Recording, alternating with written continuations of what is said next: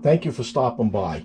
Today I'm working on this Kenmore washer. It's a 90 series, and this would apply to a Whirlpool, a Roper, a Maytag, any of the top loaders with an agitator. They're all pretty similar. So today we're going to address this washer not spinning. When it gets into the spin cycle, you'll hear, but nothing's happening. This is just to trigger the lid switch. See, this isn't spinning at all. Now, this is a no spin situation. On a previous video, quite a while back, I had it where it wasn't agitating and I had to change the dogs that were in here. That's in the video link up above. Before you start, the first thing you want to do is unplug your unit. Once you have it unplugged, you want to shut off the water supply and disconnect your hoses. Once you have that done, you can remove this cabinet. It's easier to work on the unit with the cabinet off, but I am in a tight spot. I had all to do just to move it out of its corner, so I'm leaving this cabinet on. I already tipped this over to find out what the problem was. You can see I knocked off the trimming when I tipped it over. You want to be careful, and you do have these hose outlets back here. When you lay it down, you want to be careful. Now you can lean this against your wall depending on the surface that you have. Me, I'm just going to lay it straight back. Now you will get some water on the floor. When you put it down, this hose will have some water in it. You can disconnect this hose, but you will get water coming out. And I had a bucket under there where I caught most of the water, but as I was working on it, more water proceeded to come out. So I'm going to mop this up. Once it dries, I'm going to lay it back down and show you what I found underneath. I'm going to show you what the issue is. I'm going to show you how to repair it. And then I'm going to show you in the link down below an inexpensive source on where you can buy the part to get this unit working. As far as difficulty, I would give this, I'm not completely done with it yet, but as of now, I would give this a difficulty of 3 or 4 on a scale of 1 to 10. So let me mop up this water, dry up this floor, because that's what I'm going to be working on, and I'll be back. All right, the floor's dry now, and I have the washer laying flat on its back. There's the wall, there's the washer.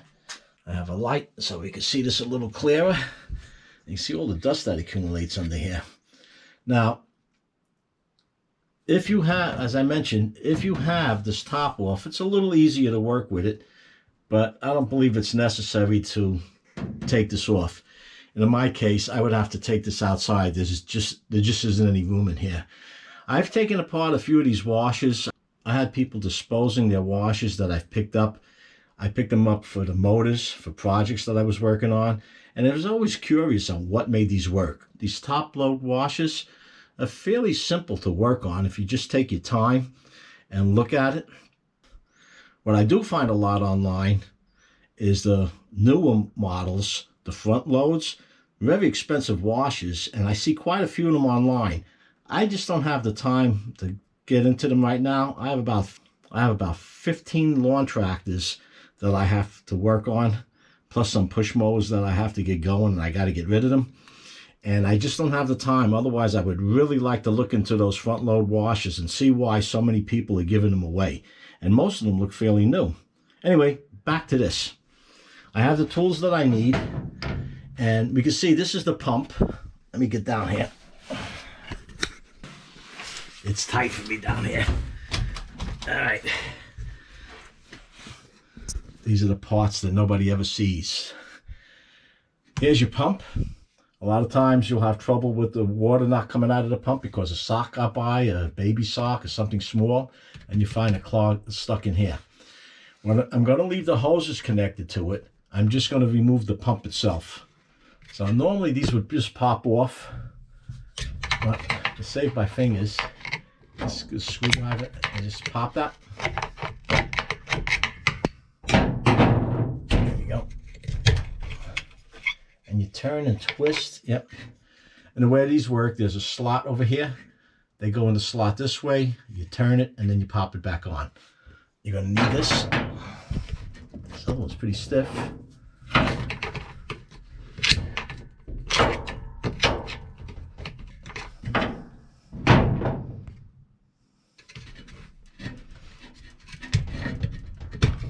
Okay. And this should just pop right off. Okay. Like I mentioned, I'm keeping these hoses on. I'm just putting this pump over to the side.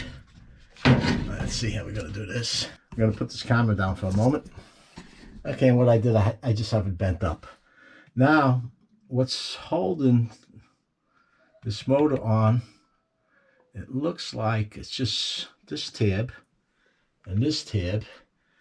And to get that off, this is a 1/4 inch socket. You're going the right way here.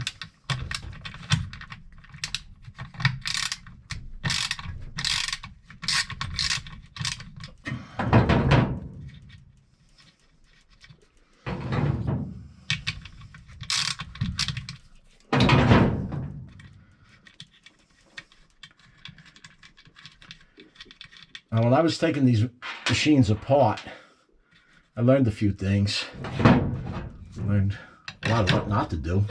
But you learn a few things as you go along. And I'm usually not so careful with them because I'm just looking for specific parts.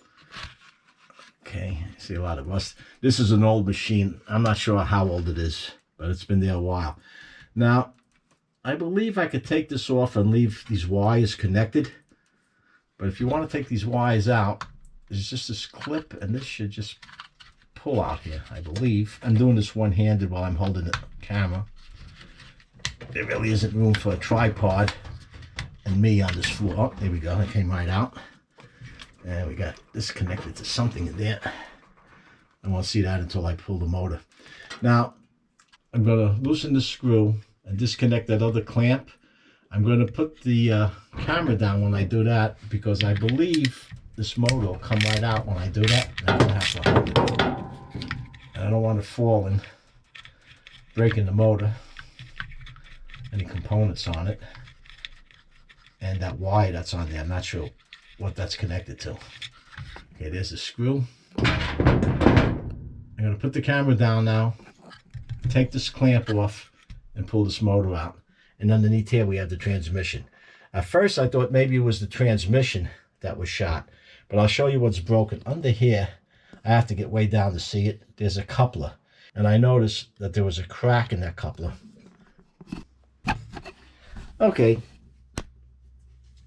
just what I thought. When I pulled this off, the motor came right out, and there wasn't any need to disconnect this wire. Before I put it together, I am going to vacuum all this out in here. Can't hurt. And this is where we have the problem. Here's your transmission, and your motor spins, turns the transmission. There's the clutch, the clutch engages, turns the barrel or the drum. In this case, we have these like dogs, and they're connected. One goes up into the motor and the other goes down to the transmission. And look at this one with the transmission. So the motor was spinning, but it wasn't engaging the transmission. Here we are. I get all of it. 1, 2, 3 pieces. Let's see. Okay. This is what it should look like. And this is what this piece is. Now, I don't know if this was ever changed on this machine. If I'm not mistaken, I think I got this machine used when my other machine went down. So I'm not sure how old this is. What I'm going to do is get a rig. I'm going to clean up in here a little bit. I'm going to clean this motor off a little. I'm going to get that piece, the new coupler, show you how it goes on. All right, a couple of things here. When I was cleaning this up, see this? I started wiping it down, but I want to show. This is oil. It's coming from this transmission. So I don't know how much longer this transmission is going to last. I'm going to assume it's leaking the oil from over here. There must be a seal, some kind of bearing over here. So at some point, this tranny might go. And you might be visiting this again. I have other transmissions outside from other machines that may or may not fit. But I just might use one of the other machines that I have. But that said, you can see the amount of oil. I checked the floor where this sits, and it really isn't much on there, so I'm not quite sure if this is something that just started. Did that cause it? I don't know. But I cleaned this motor off, and what I used was a toothbrush that I use when I clean carburetors. I loosened the dust in here and sucked it up with the vacuum cleaner. You want to be careful if you're doing this. Not necessary, but I figured it's a part. I may as well clean it up while it's out. There's a spring clutch in here, and if you disconnect that, you have to pull this whole motor apart and put it together. That's a whole video just on that alone. So if you're using a toothbrush in there, be careful. Don't poke it hard in there. Just knock the dust off if that's what you're going to do, or just put it back on. Now for the new part. Let's see what we have here. I have an Amazon storefront where if you purchase parts or anything from there, I get a small commission on some of the items. Not every item, but on most.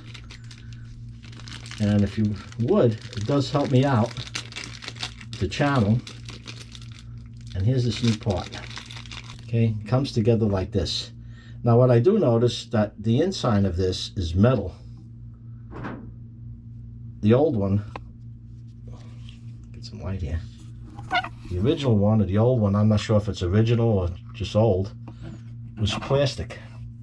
Metal, plastic. I don't know if it's going to hold up that much longer or not, but we'll find out. Let's see how it fits. This doesn't look good. It's not going on. Let's see how it fits on here. That's disappointing. All right, this may or may not be a problem now. This shaft and the one on the transmission has square sides to it. This should have a square, see that round piece? That has a round piece, and it looks like the square part to it was added on as an afterthought. Must be a lot cheaper to manufacture that way. Okay, that's not going on.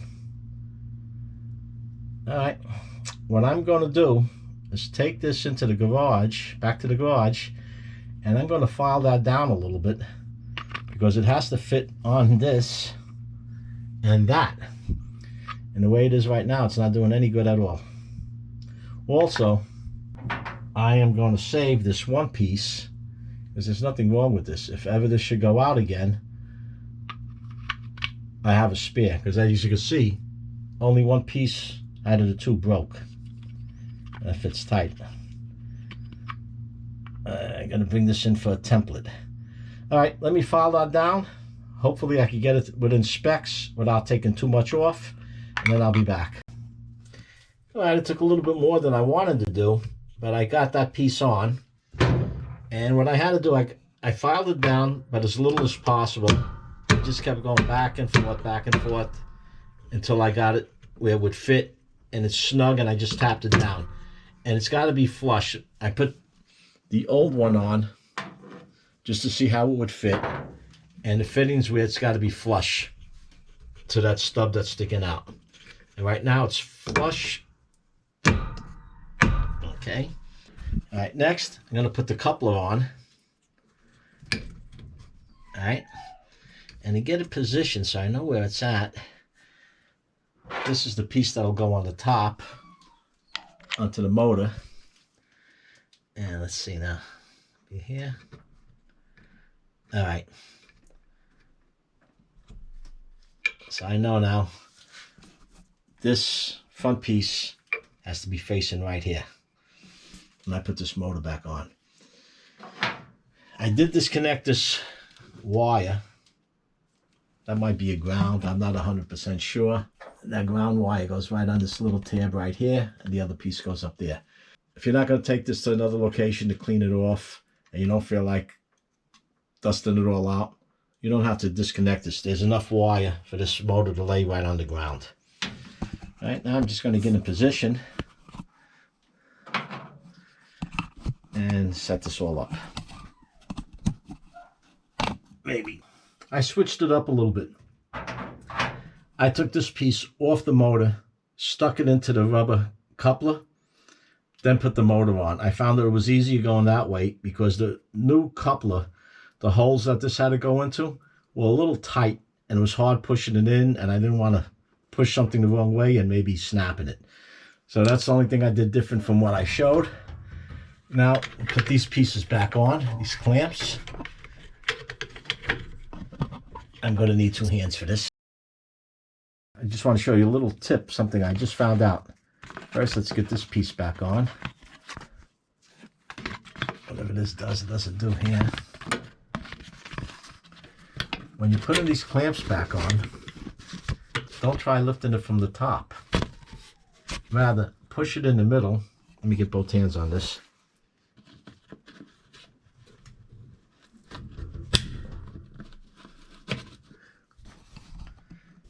And it snaps right on. Just found that out. Well, I'm going to put these 2 screws back in, reconnect the wire, put this pump back on, put the retaining clips on. Going to flip it over, power it up, and then we'll see how this new coupler works.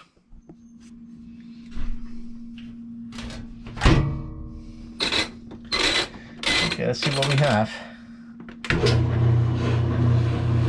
Oh, it sounds good. Let's check it out. Now that's no good.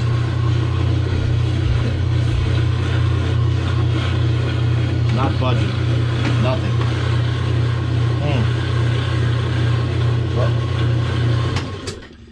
Well, we know the coupler was broken, so that had to be repaired for sure. Looks like this has another issue besides that coupler. Let's flip this over and see what we have. I have the washer running, leaning against the wall,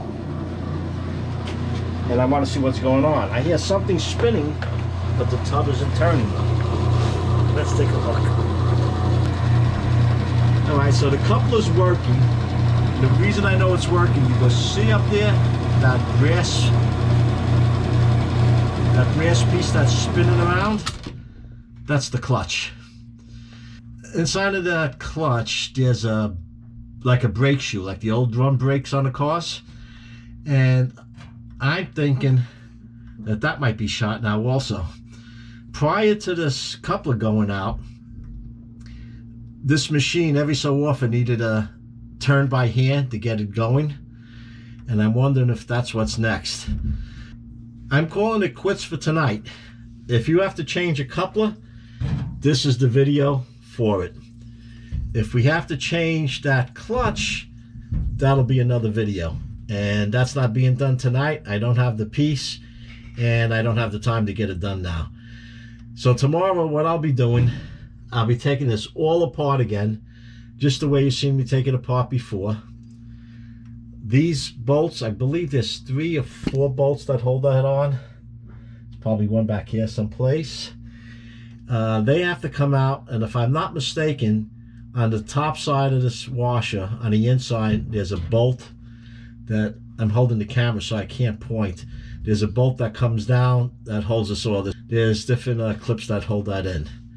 This was kind of disappointing because I thought all the problem was the coupler, but it looks like this problem was twofold. So the fact that that's spinning over here, and when I say spinning, I'm talking about this piece right in the middle there, that brass color piece. The fact that that's spinning, I'm thinking the transmission's okay. I hate to keep buying parts, and before you know it, I have all new parts in the machine with an old frame. But anyway, that's what I'll be doing tomorrow. So again, this was a video on this coupler, which had to be replaced. There was no question about that. I just didn't know about that piece. Again, this was a 2-problem issue. We solved one, not the other. And it looks like another trip to the laundromat. If you found this video useful, entertaining, let me know by posting your comments down below. Give it a like. Until next time, stay clean and be well. Don't ask me why, I have no idea. I played around with the knob, going through the different cycles, and all of a sudden it started working. If anybody has any comments, clues, or whatever, be sure to post it down below, because this has me curious now. Look at this thing go. And I did nothing to it.